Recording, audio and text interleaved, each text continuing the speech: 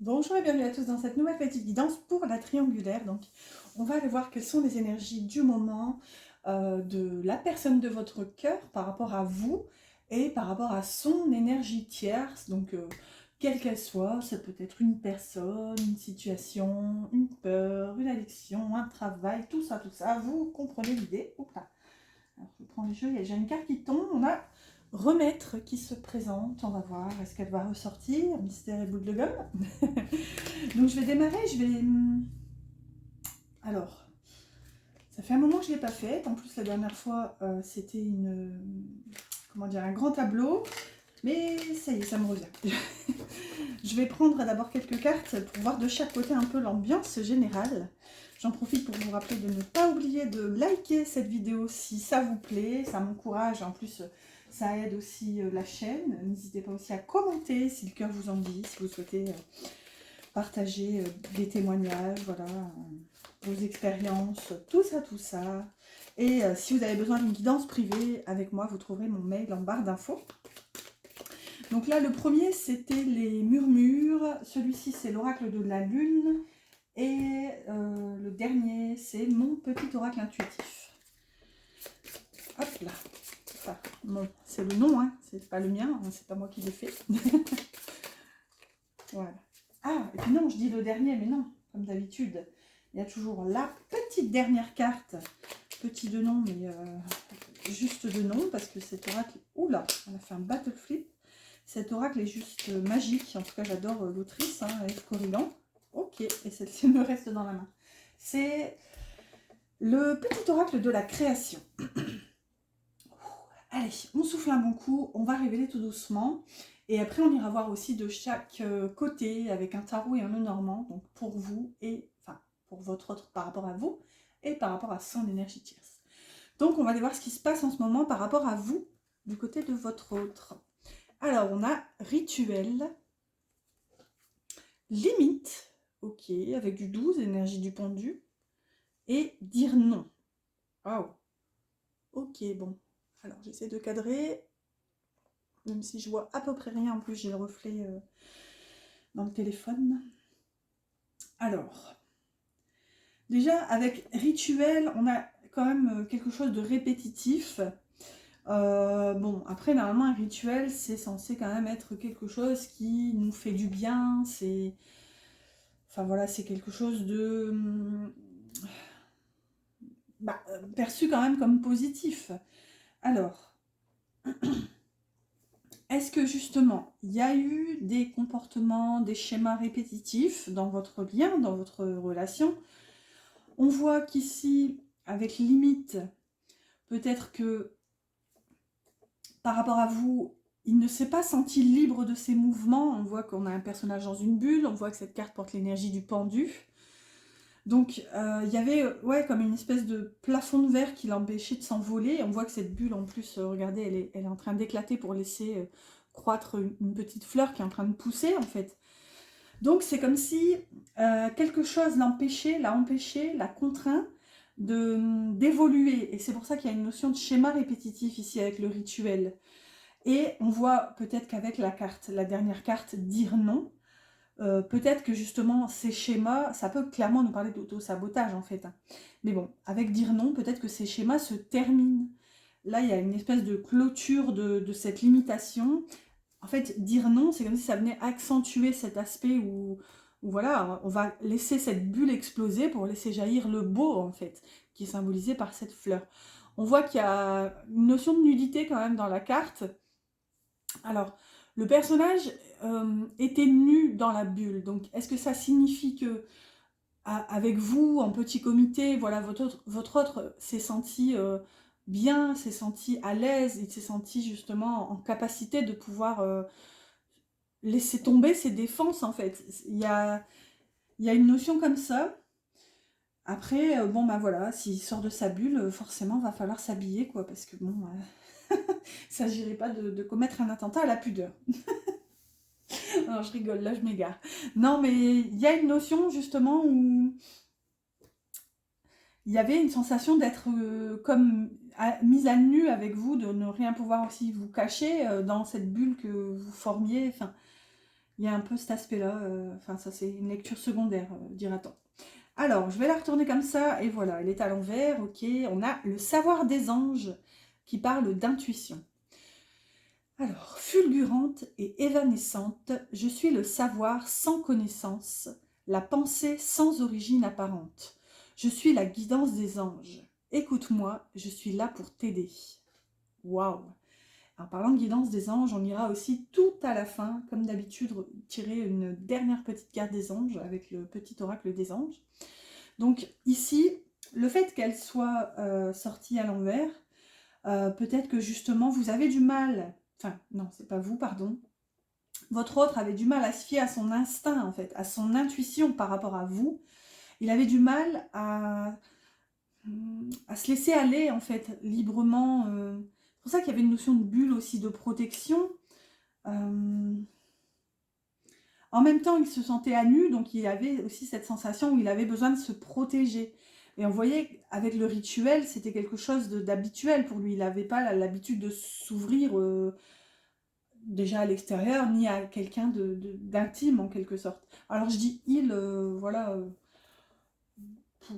comment dire, par simplicité, mais n'hésitez pas à transposer hein, si votre autre est une femme. Donc voilà, ici quand même avec le savoir des anges, c'est ça, il y a eu une espèce de fermeture, un blocage, donc pour moi ça correspond un peu à cette bulle, cette boule de verre là, où il s'est coupé de tout en fait, dans cette bulle, y compris de sa guidance, entre guillemets, des messages des anges, entre guillemets, alors qu'on y croit ou pas, enfin voilà, il y a une forme de connexion, voilà, il savait en quelque sorte qu'il n'était pas sur le chemin, qu'il n'était pas sur sa voix, la voix qu'il sentait, qu'il percevait intimement comme la sienne en fait. Et non, il était bloqué, fermé, enfermé dans cette bulle. Et là, on voit qu'avec dire non, il y a cette notion justement d'en sortir et casser la bulle. Et regardez, c'est atypique aussi parce que sur cette deuxième carte, on a aussi un personnage qui est nu. Donc, vous voyez, ça parle quand même d'accepter aussi une forme de faiblesse là-dedans. Alors, maintenant, l'énergie, le mood en ce moment de votre hôte par rapport à son énergie tierce, quelle qu'elle soit. Donc, on aura peut-être des détails sur ce qu'est cette énergie tierce. Ah, ok, donc on a la force, le vide et confiance. Alors, j'essaie de cadrer. Souvent, j'utilise des zooms pour faire les miniatures des vidéos, donc j'essaie de cadrer tout ça, même si je vois à moitié rien au téléphone. Alors, du coup, en ce moment, avec l'énergie tierce, on voit quand même que l'énergie centrale, on a le vide.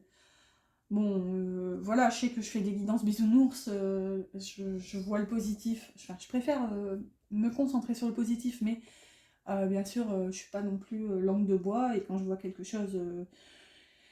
évidemment, je le dis avec toute ma bienveillance légendaire, bien sûr, mais je le dis quand même. Ici, bon, clairement, c'est pas pour vous brosser dans le sens du poil, mais on a l'énergie quand même du vide au milieu.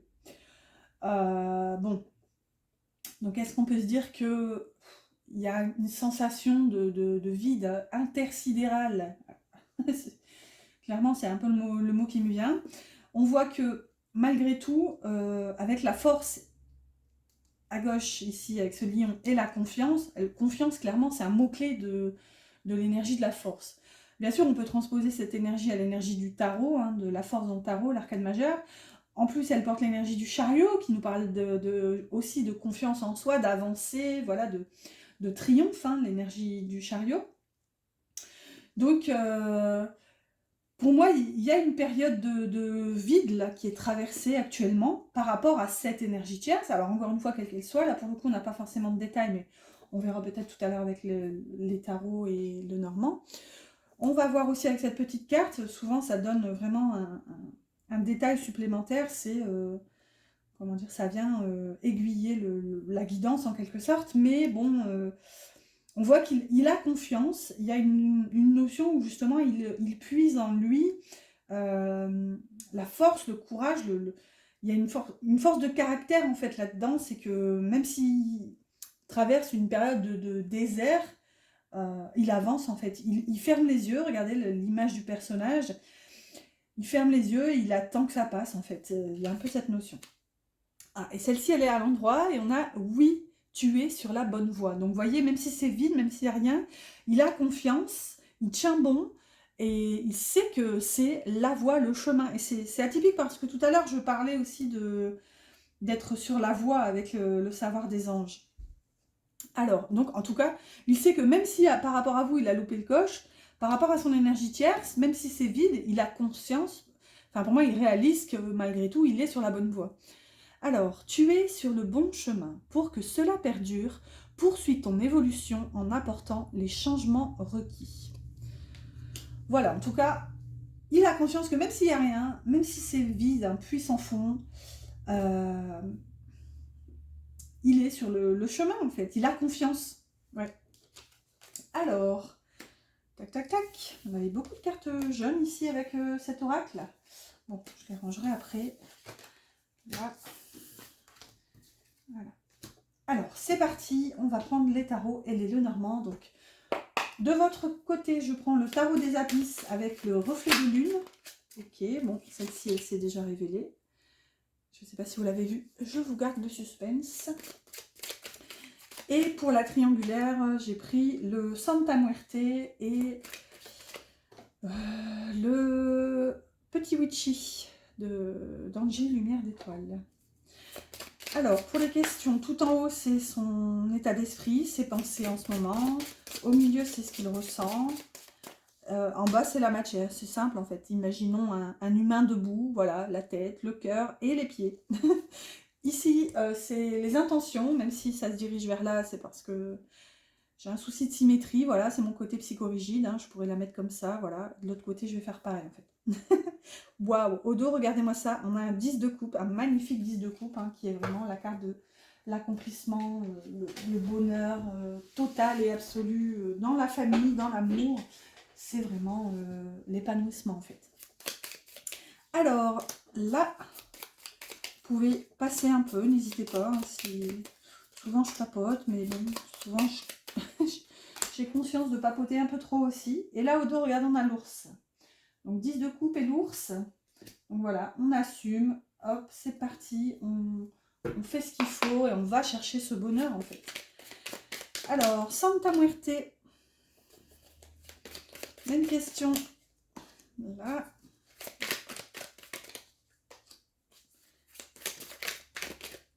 Et là, oh, j'ai celle-ci qui vient aussi. Donc, il y en aura deux là, c'est pas grave.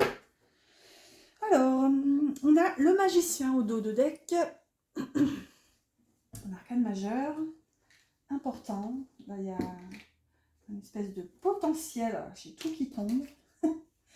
Alors, pour la petite histoire, j'ai tous mes oracles, les boîtes, là, tout est là sur le côté. Donc, comme j'ai pas beaucoup de place, ça s'empile et ça tombe quand je range. Okay, là, ici, et une dernière. Voilà. Allez, au dos, on a la faux. Ok, donc avec le magicien et la faux, du coup, ben, on a quand même... là, c'est l'outil tranchant, hein, ça coupe, c'est vif, c'est parfois douloureux, bien sûr, mais on voit qu'avec le magicien, il y a des choses à faire et c'est vraiment l'énergie qui se prépare à passer à l'action. Alors, comment dire, il y a une forme de confiance dans le magicien, même si il ne sait pas comment, mais il sait qu'il va y arriver, en quelque sorte, parce qu'il a tous les outils en sa possession. Donc là, voilà, il y a un peu cette notion de savoir qu'il doit trancher, parce que voilà, il y a des choses à faire, mais voilà, il ne sait pas encore comment.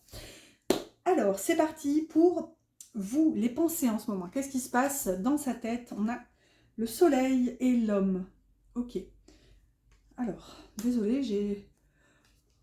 Oh, bon, déjà, un coup de barre apparent. J'emballe. J'ai des... C'est pas des brûlures d'estomac, mais bon, bref. Je vais pas vous raconter ma vie. Ah, et ça, c'est le pollen. Alors, du coup, on a quand même le soleil qui est un arcane majeur juste magnifique, associé à lui. Alors, excusez-moi, mais là, pour le coup, cette énergie le représente. Donc, on voit que dans les pensées, bon, on va pas le prendre d'un côté péjoratif, hein, et on voit pas, il n'y a pas d'égocentrisme ou d'égoïsme, mais clairement, il se priorise. Pour l'instant, ses pensées, même par rapport à vous, surtout par rapport à vous, parce que là on est clairement de votre côté, ses pensées, c'est de réussir. Il y a une notion où... Parce que... 1, 2, 3... Ah, j'essaie de l'attraper. On dirait dans cette représentation, regardez ce soleil, on dirait qu'il forme une espèce de graine, et en plus il y a un chemin là qui se présente. Donc là, c'est un petit peu l'aspect où... voilà, j'ai confiance en fait que je dois d'abord me retrouver avant de pouvoir continuer le chemin vers toi, enfin, ou pas, j'ai envie de dire, enfin, là, il y a une notion d'avoir... c'est comme s'il avait conscience qu'il avait un chemin à faire, et un chemin à faire seul, en tout cas, euh, plutôt dans le sens se concentrer sur sa propre voie. Vous voyez, il y a une notion un peu d'indépendance là-dedans, c'est comme s'il avait des choses à se prouver à lui-même, en fait. Oh, désolée.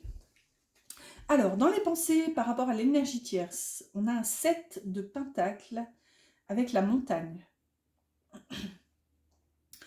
Donc, le 7 de pentacles ici vient nous parler de patience. Avec la montagne, bon, forcément, hein, obstacles, difficultés, lourdeur, tout ça, tout ça. Clairement, il prend son mal en patience. Hein, ça pourrait très bien être 2 cartes qui résument tout à fait cette expression, hein, prendre son mal en patience. Voilà, le mal, c'est la montagne, la patience, c'est le 7 de pentacles.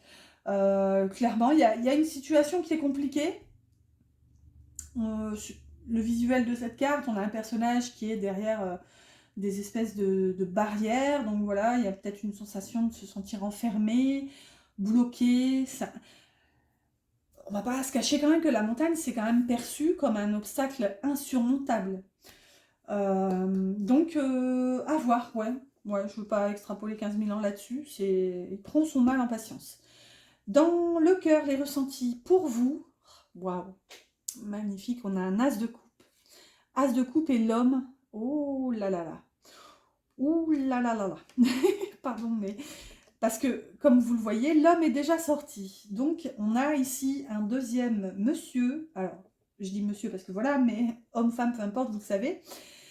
On va dire un deuxième protagoniste, probablement un rival. Alors, dans le cœur, on voit qu'il y a une avalanche d'amour, pour prendre comment dire, la rhétorique montagnarde. On avait une montagne juste à côté. Parce qu'en fait, ça me semble... Il y a un problème, en fait, si vous voulez.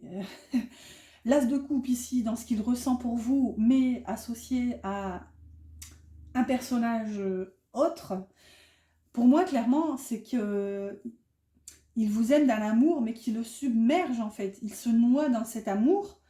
La coupe, c'est l'eau, hein, c'est les émotions. Mais clairement, pour moi, il a peur que vous ayez rencontré quelqu'un et que vous-même, vous vous lanciez dans une nouvelle histoire, une nouvelle aventure, que vous ouvriez votre cœur à quelqu'un, en fait. Et regardez, la symbolique, c'est incroyable. On a ce personnage, donc pour moi, c'est vous ici. On a le cœur qui s'ouvre avec cette vague d'amour qui se dirige. Regardez la direction vers cet homme, cette troisième personne, en fait. Donc ouais, pour moi, il a peur que vous ayez rencontré quelqu'un et que vous ouvriez votre cœur à quelqu'un d'autre, en fait. Disons que c'est tristouné, là, pour le coup. Alors, je vérifie que ça tourne toujours, ça a l'air tout bon. Le cœur, par rapport à l'énergie tierce, on a un 6 de pentacle avec le renard. Ok. Bon, le renard, c'est pas tant l'énergie qu'on veut voir sortir dans le cœur. Excusez-moi, j'en bafouille. Le renard, clairement, c'est l'intelligence, hein, c'est la pensée, l'intellect, la réflexion, le mental, et parfois un peu la ruse. Avec un 6 de pentacle, ici, on est dans l'équilibre. Donc, pour moi, il y a quand même une volonté de retrouver l'équilibre. En plus, regardez, ici, c'est atypique, elle est représentée par une horloge, comme si, voilà, on lui tapotait sur l'épaule en disant « Hé, t'es bien gentil, mais c'est l'heure maintenant. » Donc, enfin, c'est une notion de... C'est pas le karma, mais... Ouais, c'est l'heure, en fait. Après l'heure, c'est plus l'heure. Il y a un peu cette notion. Et ici, avec le renard, bon ben voilà, et c'est une prise de conscience, on réalise et on pense, si vous voulez, il y a une notion de penser à ce qui est nécessaire de faire pour retrouver cet équilibre. Ici, on est dans le fer, on est dans le pentacle. D'ailleurs, on a 2 cartes de pentacle ici de l'autre côté, donc peut-être que cette énergie tierce concerne le travail, ou alors quelque chose qui est dans sa vie concrète. On verra ici avec le dernier, enfin les avant-dernières cartes. Oh, désolée. Alors, dans la matière, concrètement, par rapport à vous, bah oui, regardez, hein, ça, voilà qui illustre bien la continuité des cartes précédentes. On a un 5 de pentacle, hein, qui est l'énergie du rejet, avec le renard encore. Donc,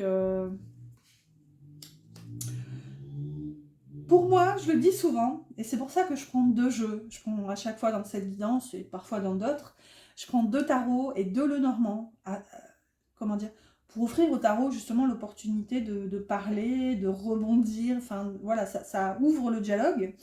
Et le fait que une carte sorte pour la 2e fois, donc de l'autre côté, pour moi c'est comme une partie de ping-pong, ça me ramène toujours à la première carte sortie. Je vous explique un peu le cheminement de ma pensée et de cette guidance.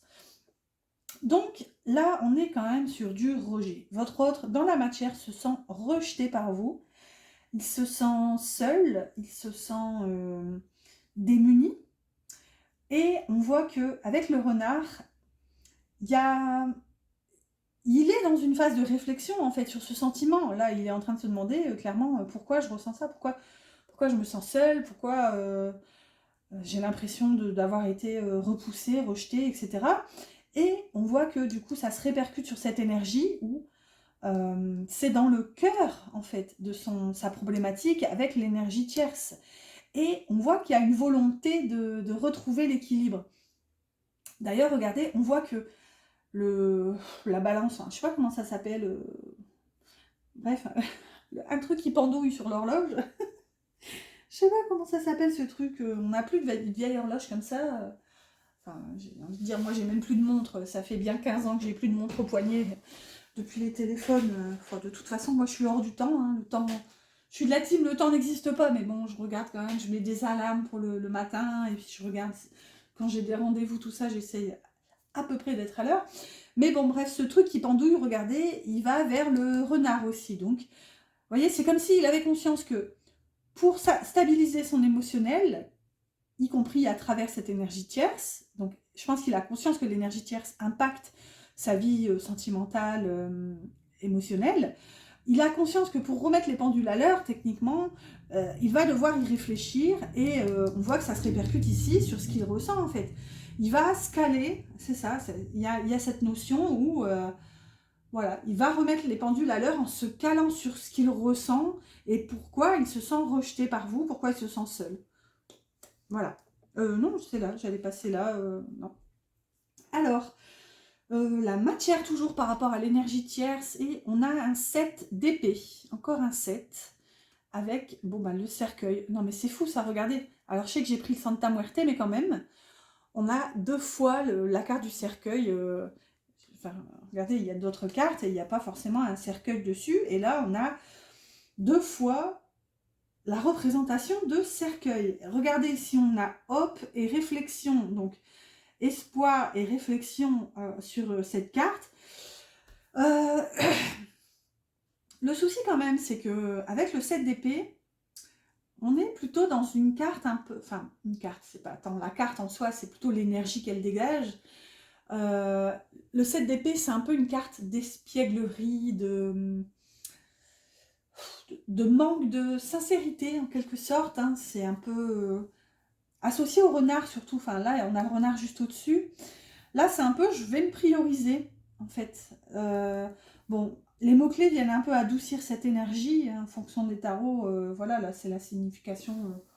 Je ne sais même plus d'ailleurs si c'est la signification du Marseille ou du Waite, mais quoi qu'il en soit, ici on a quand même 2 fois la notion de fin. On a la notion d'y réfléchir encore avec ces renards qu'on a tout autour. On a la notion de transformation hein, avec le papillon, donc ce cercueil qui s'ouvre. On a 2 fois quand même un cercueil ouvert. Donc c'est comme si ici, bah ok, c'est terminé et maintenant, comment dire, une fois que le couperet est tombé, eh ben, il faut passer à autre chose, avancer et permettre à la vie de renaître à nouveau finalement. Ici, on a une phase de transformation et on voit qu'il y a de l'espoir, hein, clairement. Pour moi, la phase de réflexion se termine en quelque sorte parce que là, vous voyez, on a quand même... Alors on le voit comme on veut, soit on voit ce personnage qui rentre dans son cercueil, soit on voit qu'il justement il a fini, il se prépare à en sortir. Voilà, avec ces deux cercueils ouverts, pour moi, justement, il se prépare à sortir de cette phase de latence, parce que ça y est, il y a eu des compréhensions qui ont été faites, on a réussi à s'équilibrer, à s'ajuster, et voilà, maintenant, c'est la phase suivante qui se prépare, en fait, grâce à l'espoir, en fait. Voilà. Allez, on a presque terminé, tenons bon. Alors, les intentions, maintenant, les intentions futures par rapport à vous. Waouh, alors là, c'est magnifique, on a un 4 de bâton, avec l'enfant. Magnifique. Donc là, on est dans la légèreté ici avec l'enfant, on est dans l'insouciance, on a envie de se projeter, on a envie de construire, on a envie de stabilité. La 4, 1, 2, 3. Le 4 de bâton, c'est vraiment l'énergie de la célébration. Donc clairement, c'est profiter, c'est faire la fête avec vous, c'est repartir aussi sur un nouveau départ, des nouvelles bases.